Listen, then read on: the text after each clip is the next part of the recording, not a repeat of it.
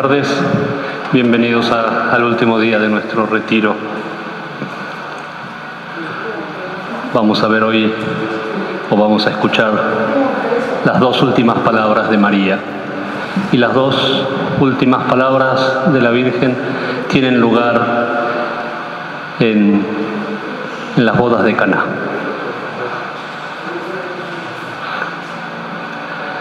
Hemos dejado el Evangelio de Lucas, llegamos al Evangelio de Juan. El episodio de las bodas de Caná es conocido. Dice San Juan, esto sucedió en Caná de Galilea. Fue el primer signo, que significa para Juan milagro. Fue el primer signo realizado por Jesús. Así manifestó su gloria y sus discípulos creyeron en él. Y estaban en estas bodas y María estaba invitada y María se da cuenta que en un determinado momento de la fiesta se acaba el vino. Y le dice a Jesús, no tienen vino. Y nosotros vamos a reflexionar sobre estas dos palabras, esta y la que va a decir después, como hemos hecho los otros días, viéndola a María como modelo y como ejemplo de nuestra vida cristiana.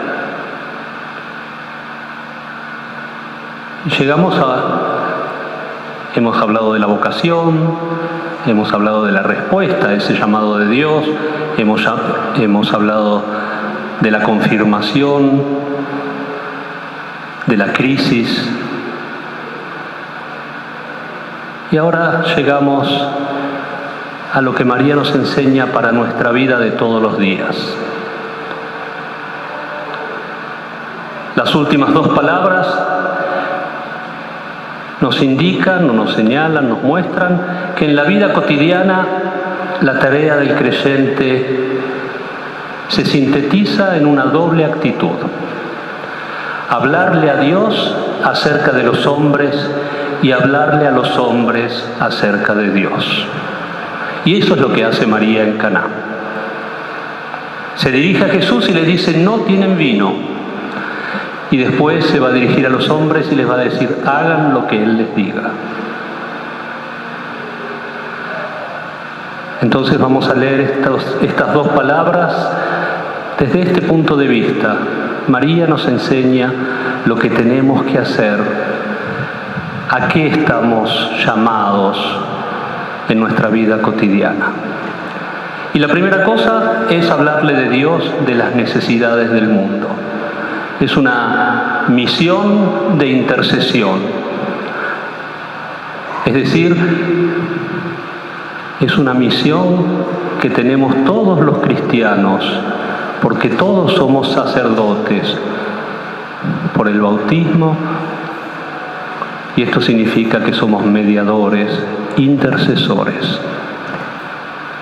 Los cristianos somos un pueblo sacerdotal, ¿sí? Algunos elegidos para ser ministros, pero todos somos sacerdotes, y esta es la función del sacerdote, ser mediador. Habrán escuchado muchas veces la palabra pontífice, ¿sí? Pontífice. Pontífice quiere decir el que hace un puente entre Dios y los hombres, entre los hombres y Dios.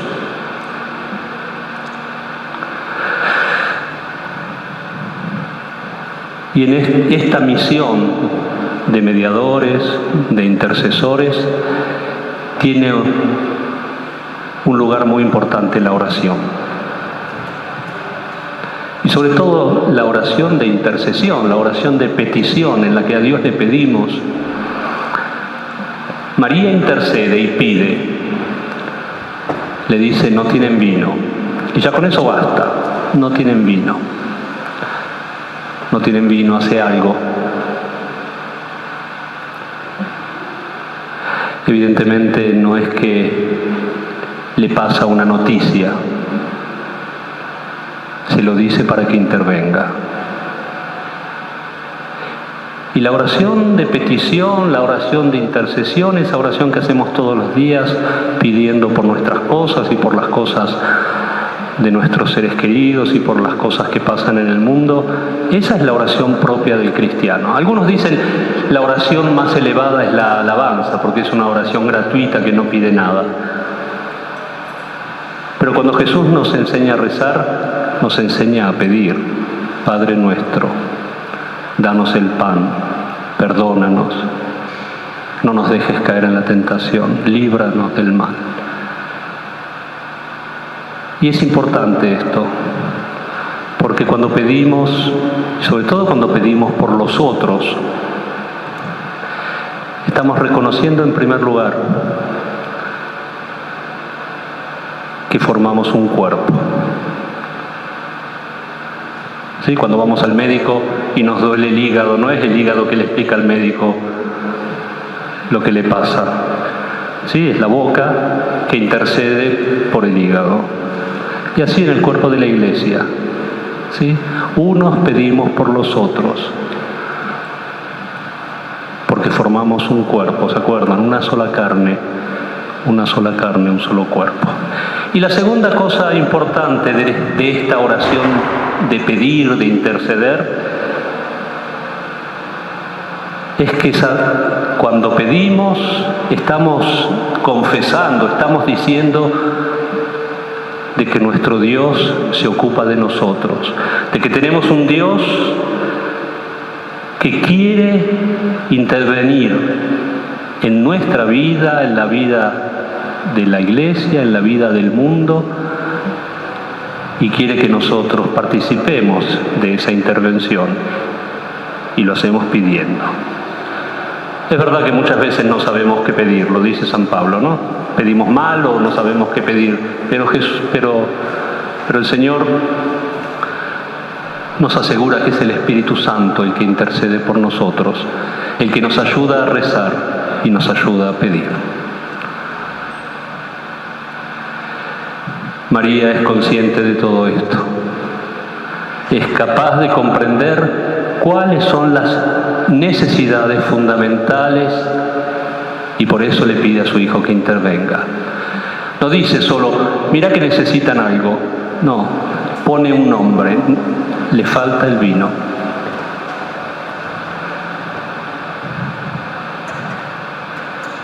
Pero el vino en la Escritura no significa solamente el fruto de la vid.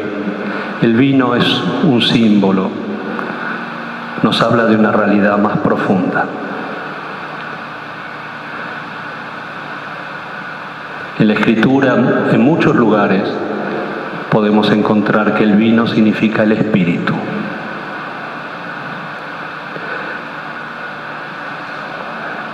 Muchos pasajes de la Escritura se refieren al Espíritu, usando en la imagen y la expresión del vino. No los voy a cansar con muchos ejemplos, pero cuando nosotros ofrecemos el pan y el vino en la misa, repetimos la palabra de Jesús, la última cena. Y son todas palabras que se refieren al Espíritu Santo, las de la consagración del vino. Jesús, en primer lugar, nos invita: tomen, beban. Y San Pablo toma las mismas palabras y dice: todos hemos bebido de un mismo espíritu. Tomen y beban de un mismo espíritu, porque esta es mi sangre, sangre de la nueva alianza. Y ahí el texto hace referencia a los profetas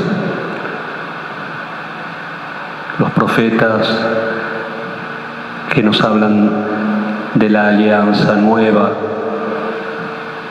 en la cual Dios va a poner su palabra, su espíritu en nuestro interior.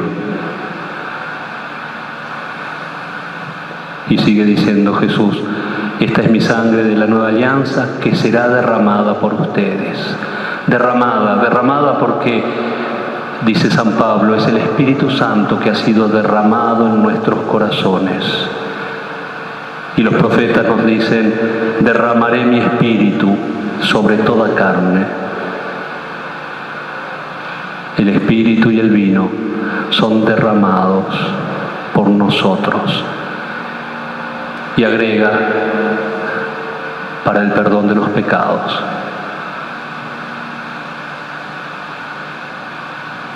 Y al final del Evangelio Juan va a decir, reciban el Espíritu Santo. A los que ustedes perdonen los pecados les serán perdonados. ¿Se dan cuenta? El vino está muy relacionado con la acción del Espíritu, con la vida del Espíritu. Pero también este pasaje de Caná hace una referencia al Espíritu Santo. Cuando Jesús hace el milagro, transforma el agua en vino y lo llevan a los comensales, dice el Evangelio que el que se encargaba del banquete no sabía de dónde venía. No sabía de dónde venía ese vino. Y dice, los servidores que habían llevado primero el agua y después habían servido el vino, sí lo sabían, pero él no sabía. Y cuando Jesús habla con Nicodemo le dice, el Espíritu Santo es como el viento, sentimos que sopla, pero no sabemos de dónde viene. Del vino y del Espíritu se dice lo mismo, no se sabe de dónde viene. Jesús, cuando su madre le dice no tienen vino, le contesta con una frase un poco extraña y le dice, mi hora no ha llegado, porque más adelante va a decir Juan, aún no había sido dado el Espíritu, porque Jesús no había sido glorificado. ¿Sí? Ven que coinciden las palabras, ¿no? Es el Espíritu, no tienen el vino, no tienen el Espíritu. Y María lo sabe, y María se da cuenta que nosotros muchas veces necesitamos el Espíritu, y por eso intercede. María ha comprendido que lo que le falta a la humanidad, ha comprendido que lo que nos falta es el Espíritu. Esa es la esencia de toda necesidad, de toda pobreza. Nos falta el Espíritu. María estaba atenta. Siempre está atenta a las necesidades de los hombres y por eso intercede, y por eso le pedimos, y por eso rezamos. Y ella le dice a su hijo, le falta el vino, le falta el Espíritu. Fíjense, hay una parábola en Lucas, para los que quieran leerla en la Biblia, está en el capítulo 11, a partir del versículo 5. Dice, supongan que uno de ustedes tiene un amigo y acude a él a medianoche y le dice, amigo, préstame 3 panes, porque ha venido a mi casa un amigo que pasaba de camino y no tengo nada que ofrecerle.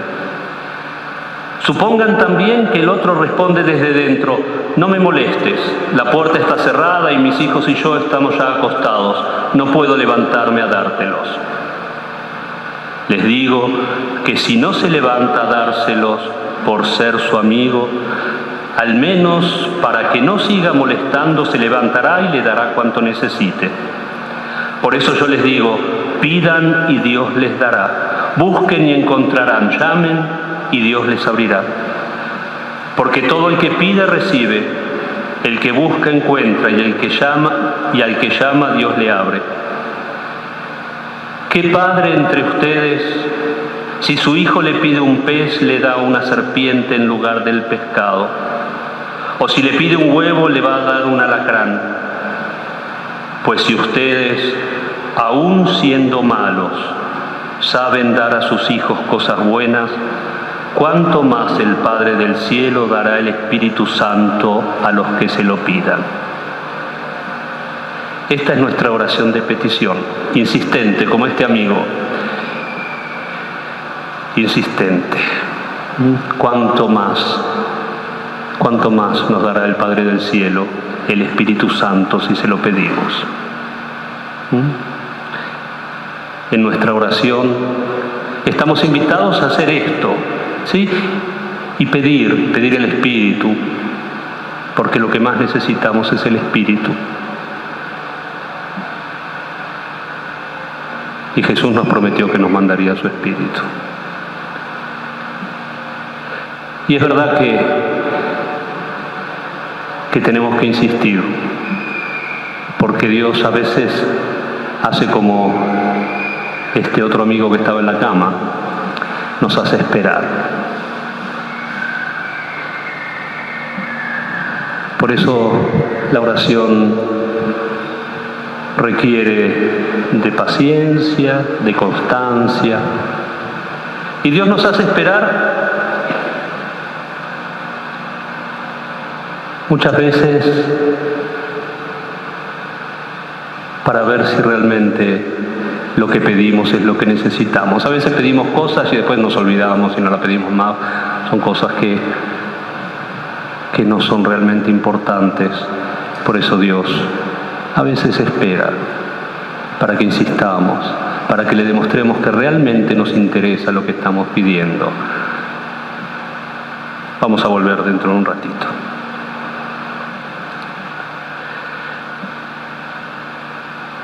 Entonces la primera enseñanza de María es interceder, pero es estar atenta a las necesidades de los hombres. Y le pone un nombre, no dice, Señor, atendelos, fíjate lo que quieren. No, le dice, necesitan esto, necesitan vino, necesitan el Espíritu, porque María es sensible, María está atenta. Y cuando María dice no tienen vino, también es consciente de que ella no puede hacer nada.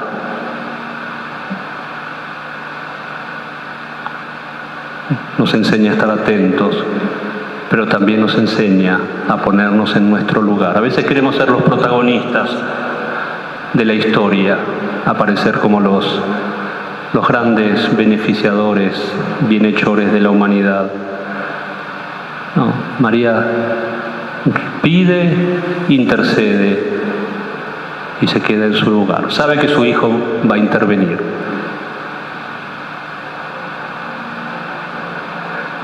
En la parábola que habíamos escuchado hay un versículo que es muy importante.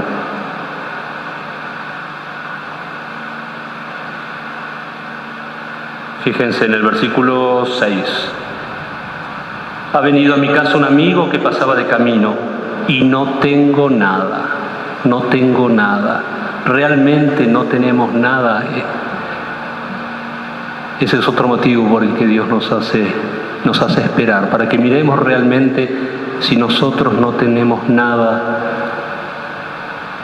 Vamos a pedir al vecino, pero en el fondo tenemos, en el fondo de la alacena, en el fondo de la heladera, tenemos algo con lo que podemos resolver el problema. ¿Se acuerdan la multiplicación de los panes? Jesús le dice, denles ustedes de comer. Pero tenemos 3 panes, 2 pescados, 5 panes y 2 pescados. ¿Qué es eso para la multitud? Pero no es que no tenemos nada. Con lo poco que nosotros tenemos, Dios hace un milagro. A veces la oración también puede ser una forma de lavarse las manos. Señor, ocúpate vos. No tengo nada que ofrecerle. Para ir a golpear a la puerta de un amigo, primero hay que estar seguro de que es un amigo. No voy a ir a la casa de cualquiera a pedir a las 12 de la noche o a la 1 de la mañana algo para comer. Pero también tenemos que estar seguros de que realmente no tenemos nada.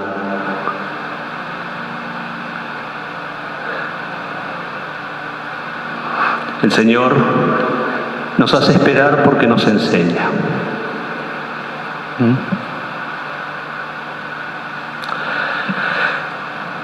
Cuando María habla a los siervos y les dice, hagan lo que Él les diga, María no inventó esta frase, la tomó del Antiguo Testamento, y esto nos puede iluminar un poco la historia. Hagan lo que Él les diga. La frase está en el libro del Génesis. ¿Se acuerdan la historia de José? ¿Sí? ¿Se acuerdan? José había sido vendido por sus hermanos como esclavo y por esas cosas de la vida se había ganado la simpatía del faraón, porque le había interpretado el sueño, ¿sí? De las vacas gordas y de las vacas flacas. Y José le dice: va a haber 7 años de vacas gordas, de prosperidad, y después van a venir 7 años de hambruna. Entonces el faraón lo nombra intendente, digamos, y José, durante los 7 años de prosperidad, va reservando lo que pueda servir para los 7 años de hambre. Y entonces dice el Génesis que, terminados los años de prosperidad, vino el hambre. Comenzaron, dice, los 7 años de hambre como José había predicho. El hambre se extendió por todos los países, pero en Egipto había pan. Y empieza ahí, fíjense, la escritura realmente es maravillosa, ¿no? Empieza como una gradualidad en esta crisis. Dice: el hambre había llegado a todos los países de alrededor, pero en Egipto había pan. Luego dice: llegó el hambre a todo Egipto, y el pueblo gritó al faraón para tener pan. Entonces el faraón dijo a todos los egipcios, es importante todos, le dijo a todos los egipcios: vayan a José y hagan lo que él les diga. Esa frase es la que toma María: hagan lo que él les diga. Y termina diciendo: de todos los países venían a comprar trigo a José. Nos encontramos frente a esta situación a la que nos referíamos a propósito de nuestra oración de intercesión. Una situación en la que todo el mundo, todos los países, todo Egipto, todos carecen de pan. Ninguno tiene nada. Es una situación de absoluta falta de recursos. Y frente a esta absoluta falta de recursos, María nos manda a Jesús, porque tiene una doble certeza. Primero, la historia. ¿Se acuerdan lo que decíamos ayer? El pasado y el futuro. Como Dios hizo antes, Dios va a hacer ahora. Esa es la dinámica del pensamiento judío. No tienen presente. Los verbos no tienen presente, tienen pasado. Y así como Dios, por medio de José, dio a todos lo que necesitaban, ahora nos va a dar a todos, por medio de su Hijo, el vino del Espíritu. Como fue antes, va a ser ahora. La primera certeza, la historia. El pasado nos enseña cómo actuó Dios y nos enseña cómo va a actuar Dios. Y la segunda certeza es su propia historia, ¿sí? Su propia historia, porque Dios la acompañó durante toda su vida.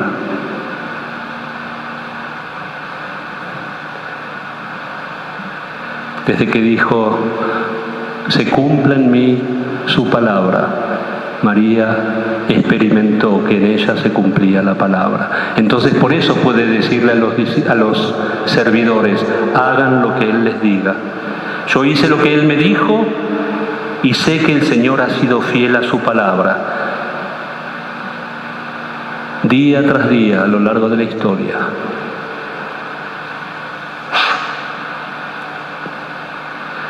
Entonces,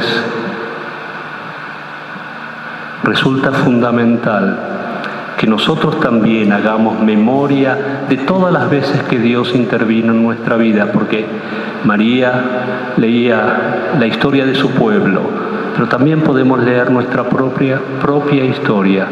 Dios intervino y Dios va a volver a intervenir. Hagan lo que Él les diga. María conservaba las palabras y las historias y lo que le sucedía en su corazón. Es bueno que también lo hagamos nosotros. Dios intervino en nuestra historia y nos da confianza para esperar en que va a seguir interviniendo.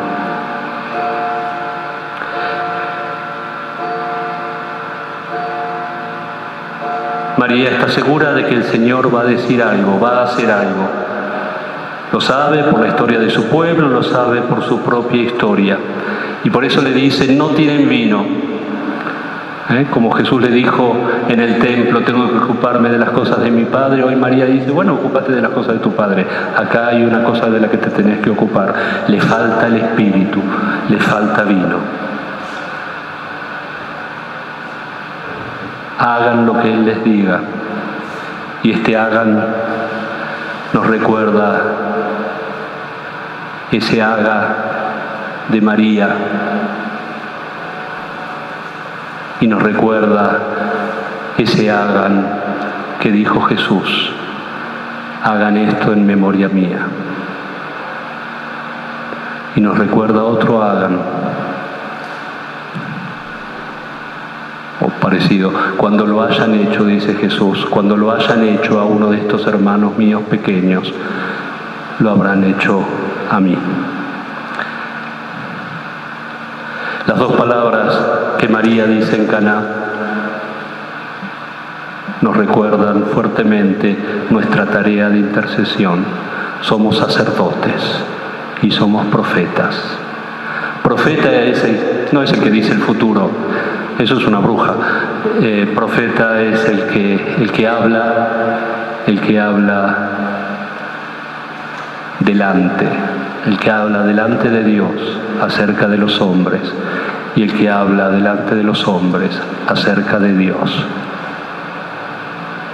Estamos llamados a vivir como iglesia, intercediendo y mediando entre Dios y los hombres, entre Dios y la humanidad, entre Dios y la historia.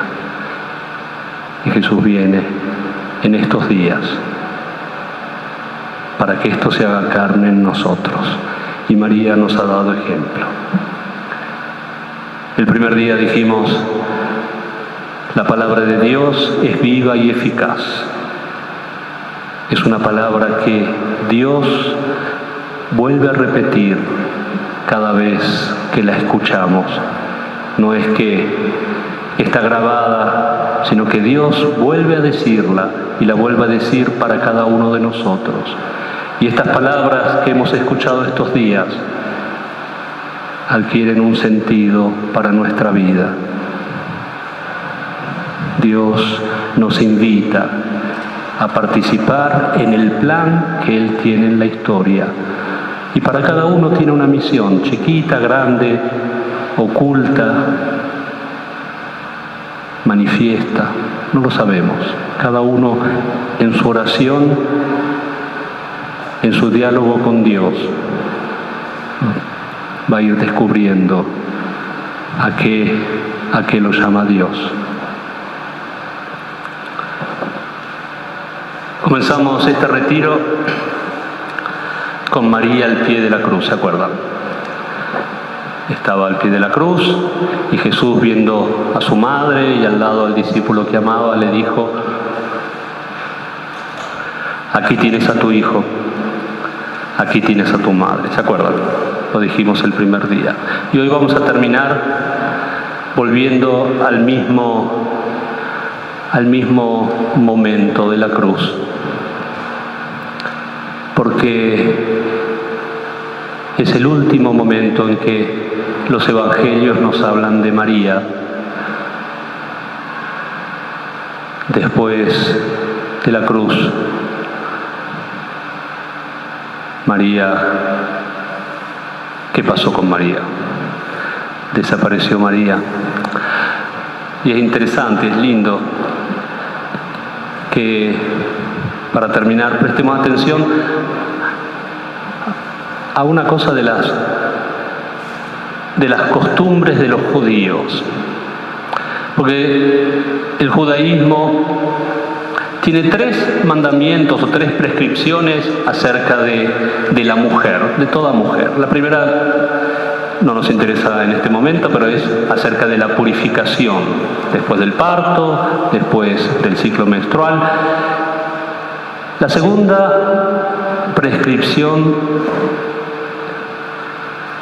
se refiere a la celebración del Shabbat.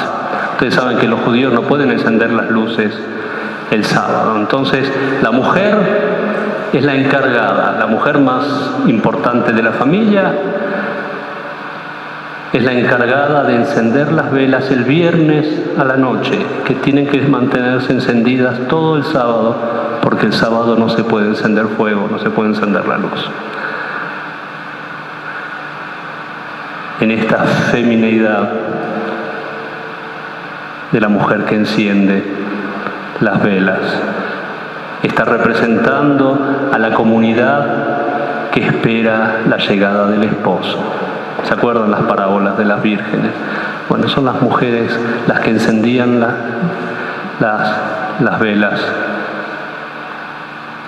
simbolizando la espera de la llegada del esposo. Pero el tercer mandamiento es hermoso. Esta prescripción dice que la mujer tiene que preparar el pan para el sábado. Las mujeres no tenían ningún oficio, no podían hacer ningún oficio. Los panaderos eran hombres, pero el pan del sábado lo tenía que hacer la mujer, no el hombre. Y lo tenía que hacer de una manera muy especial, no como el pan de todos los días. Tiene una receta particular, tiene que hacerse con un trigo especial. Es un pan que se distingue del pan de todos los días. Tenía que ser un pan decorado, y si la mujer no tenía muchas aptitudes artísticas, al menos tenía que ser una trenza. ¿Sí? Si no le daba el arte para hacer un pájaro o una flor, al menos una trenza, porque tenía que distinguirse. No es el pan de todos los días, es el pan del sábado. Pero hay algo que todavía es más lindo. La mujer tenía que hacer algo, separar un poquito de la masa y guardarlo hasta la semana siguiente. Nosotros lo llamamos la masa madre, esa levadura que se guarda de una semana a la otra para hacer de nuevo el pan del sábado. Y cuando una hija se casaba, la madre le daba un poquito de esa masa. Y si no tenía una hija, se lo daba a la nuera. Pero esa masa, la masa del sábado, se iba pasando de generación en generación. La misma masa, el mismo pan. ¿Y por qué? Porque la transmisión de la fe no es un hecho meramente intelectual o meramente espiritual. Tiene que ver con algo que se puede tocar, que se puede gustar, que se puede oler, que se puede comer. Es el pan de la fe de tus padres, de tu padre y de tu madre, que se va transmitiendo de generación en generación. El Jueves Santo, este rito del sábado se va a convertir en un sacramento. Y el Viernes Santo, la Virgen no está presente en la sepultura de Jesús, porque la Virgen tiene que amasar el pan, tiene que volver a casa a cumplir estas prescripciones, encender las velas, preparar el pan. María no tiene hijas, no tiene ninguna hija a la que pueda transmitirle el pan del sábado, pero sí tiene una nuera. María va a entregar esa masa madre a la comunidad de los creyentes, porque la Eucaristía es la levadura de María que crece en la vida de la Iglesia. Desde hace 2000 años, la Iglesia transmite de generación en generación el mismo pan. El Viernes Santo, María prepara el pan con la muerte en el corazón. Le acaban de matar a su hijo. Una semana después, cuando celebre el mismo rito de la preparación del pan y lo haga para la comunidad de los apóstoles, ya no será pan de muerte, es el pan de la resurrección, porque la Eucaristía será el paso de la muerte a la vida, no en un sentido espiritual, sino en un sentido carnal. Se puede tocar, se puede gustar, se puede comer. En ese pan que es desde el Jueves Santo, sacramento, en ese pan hay una presencia. Y esto lo hace María, lo hizo para nosotros. Hay un villancico que me gusta mucho, que dice: María es panadera, ¿quién comiera de ese pan? Y nosotros podemos comer de ese pan, porque ella lo ha preparado para nosotros. Lo ha preparado en su cuerpo y lo ha preparado para que la fiesta semanal podamos comer la carne de su Hijo. Y con esto me despido, les agradezco su tiempo y su paciencia. Muy bien, muchas gracias.